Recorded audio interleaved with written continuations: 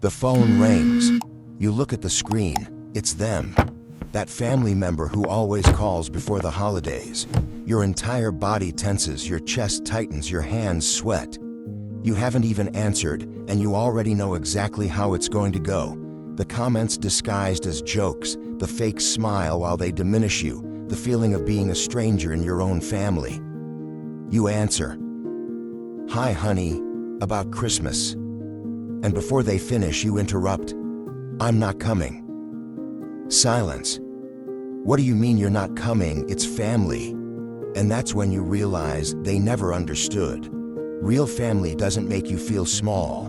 Real family doesn't give you anxiety 3 weeks before the event. Real family celebrates your presence. They don't tolerate it. Have you ever felt that knot in your stomach just thinking about a family gathering? Have you ever pretended to be sick to avoid going? Comment below. How many times did you want to say no but went anyway? Because if you're watching this, it's time to understand a liberating truth. You don't owe anyone anything just because you share DNA. There are 4 types of people who stop going to family gatherings, and each type reveals something powerful about self-respect. If you identify with any of them, please subscribe now, because here we validate your decision to choose peace over performance. Let's start with the first type. Those who finally understood that blood is not a free pass to treat you poorly.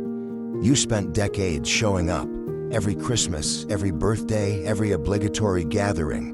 You smiled while they judged you, swallowed the comments about your weight, your love life, your choices, your job. You pretended not to hear when they talked about you as if you weren't in the room. She's always been like that. Poor thing, still hasn't managed to. At least she came, right? And every time you told yourself, "It's just one day, I can handle it." But something changed. Maybe it was when they posted that awful photo of you without asking. Maybe it was the comment that finally crossed the line. Maybe it was watching them celebrate someone else's achievement while ignoring yours. Or maybe it was just the accumulated weight of years being treated like an extra in your own family. And then you woke up. Tradition is not a contract, obligation is not love, and your dignity is not on sale. Psychologically, this is called boundary actualization. When you stop negotiating your dignity for the illusion of family unity. And you know what happens when you stop going? They call you difficult. They say you hold grudges, that you've changed. And they're right. You have changed. You stopped accepting crumbs and calling it a feast. Now the second type, and this one hurts. Those who got tired of being the family scapegoat. If you're this type, you already know. Every problem is your fault. Every conflict you started. Every story is rewritten to make you the villain. Your brother can yell. He's stressed. You raise your voice. You're out of control. Your sister can miss an event. She has commitments. You miss one. You're ungrateful. And at gatherings, it's a festival. The jokes at your expense. Remember when she... Followed by laughter. The distorted stories where you're always the problem.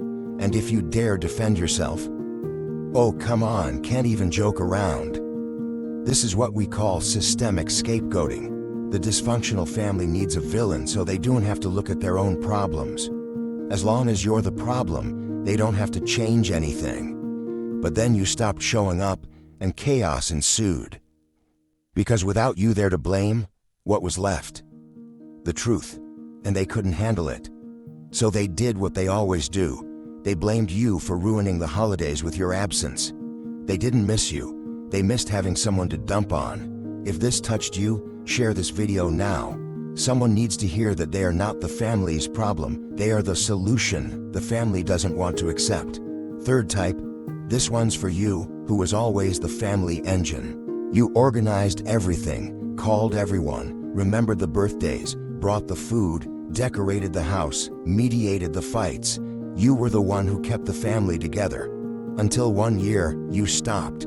You didn't organize anything, didn't call anyone, didn't remember anything, and you waited to see who would do something, who would call you, who would ask, "How are you?" The silence was deafening. Nobody called until they needed something. Nobody organized anything. Nobody even noticed until it directly affected them. And that's when it hit you. They didn't love you, they loved your labor. They didn't miss you, they missed what you did. This is called relational inequity. It's when the relationship is a one-way street. You give, they take, take. And when you stop, you discover you were never a family member. You were unpaid staff. So when the invitation comes, you decline. Not out of anger, but out of self-preservation, because life is too short to spend with people who only remember you when they need something. And finally, the fourth type, those who found something better than toxic family. They found peace. These people didn't stop going because they're antisocial or bitter. They stopped because they discovered that peace is worth more than tradition, mental health is worth more than approval, and chosen solitude is better than toxic company. Some spend the holidays alone and love it. They wake up without anxiety, they do what they want. They don't perform for anyone. Others created chosen family, friends who actually see them. Some travel, work, volunteer, and they all have something in common. They breathe better, they sleep better, they live better. Because they discovered that holidays are supposed to bring joy, not anxiety. And if your family brings anxiety, you not only can, but should leave. People will judge. They'll say family is everything, that you'll regret it, that you should forgive and forget. But let me tell you a secret. Forgiveness doesn't mean going back to abuse. Forgiveness means freeing yourself from the obligation to keep trying with people who've already shown they won't change. You didn't abandon family, you abandoned toxicity. You didn't disrespect tradition, you respected yourself. And now I need to know, which type are you? The one who set boundaries, the one who escaped being the scapegoat, the one who stopped doing everything alone, or the one who chose peace? Comment below. Your story might be exactly what someone needs to read to give themselves permission not to go to that toxic dinner. And if this video made you feel less guilty, if it gave you the validation you needed, share it now. Send it to that person you know needs to hear this, because sometimes we need permission to choose ourselves. Subscribe if you're ready to stop performing for an audience that doesn't deserve the show.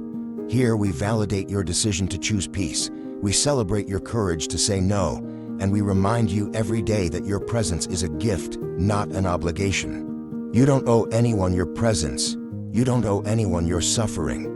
And you definitely do not owe a seat at your table to those who spent years making you feel like an intruder at theirs. Your peace is not negotiable, and protecting it is not selfishness. It's the smartest decision you'll ever make.